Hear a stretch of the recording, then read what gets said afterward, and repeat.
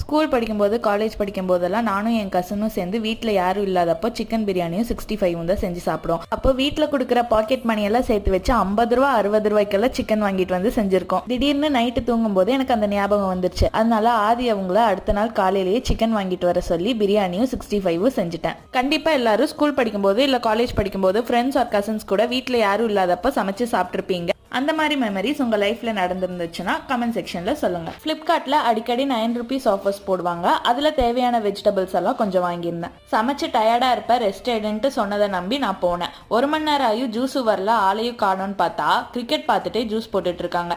இது எப்போ போட்டு எப்போ முடிக்கிறது? நானே போட்டிருந்தா 10 நிமிஷத்துல போட்டிருப்பேன். இருந்தாலும் டிஸ்கரேஜ் பண்ணக்கூடாதுன்ட்டு சரி போட்டு வாங்கன்னு சொல்லிட்டு விட்டுட்டேன். அப்புறம் தோசை மாவு இட்லி மாவு காலியாகி 2 நாள் ஆச்சு. இதுக்கு மேல விட்டா சமாளிக்க முடியாதுன்னு சொல்லிட்டு அரிசியும் உளுந்து ஊற வச்சுட்டேன்.